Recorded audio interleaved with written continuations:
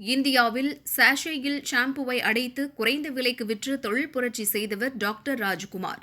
சில வாரங்களாக உடல் நலம் பாதிக்கப்பட்டிருந்த டாக்டர் ராஜ்குமார் சென்னையில் காலமானார். அவருக்கு வயது 68. டாக்டர் ராஜ்குமாரின் சொந்த ஊர் கடலூர். சென்னை கீழ்ப்பாக்கம் அரசு மருத்துவக் கல்லூரி மருத்துவமனையில் MBBS படித்தார். பிறகு மேற்படிப்பு படித்து கண் டாக்டர் ஆனார். ஆனாலும் அவரால் டாக்டர் சேவையை தொடர முடியவில்லை.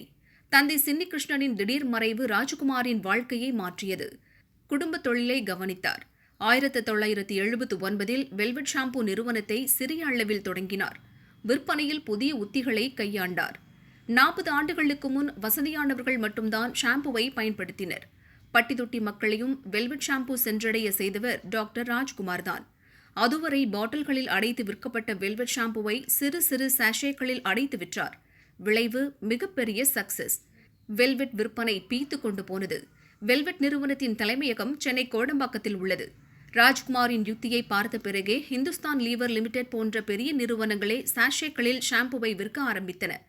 சர்வதேச நிறுவனங்களும் ஷாம்பு விற்பனை செய்து வரும் இந்த காலகட்டத்திலும் கூட இந்திய விற்பனை சந்தையில் 10% வாடிக்கையாளர்களை வெல்வெட் தக்க வைத்திருக்கிறது.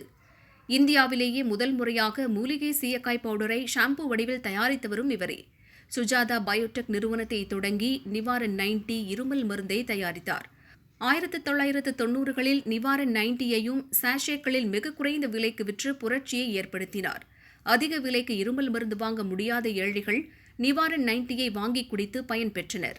அது மட்டுமல்லாமல் ஞாபக சக்தியை அதிகரிக்கச் செய்யும் மெமரி பிளஸ் மாத்திரை தயாரித்து அதிலும் வெற்றி பெற்றார்.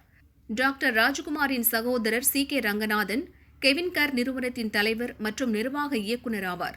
அவர் கருணாநிதியின் பேத்தி தேன்மொழியை மணந்தார்.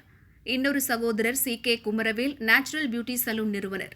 மற்றொரு சகோதரர் அசோக் குமார் வெல்வெட் நிறுவன வளர்ச்சிக்காக ராஜ்குமாருடன் இணைந்து செயல்பட்டார்.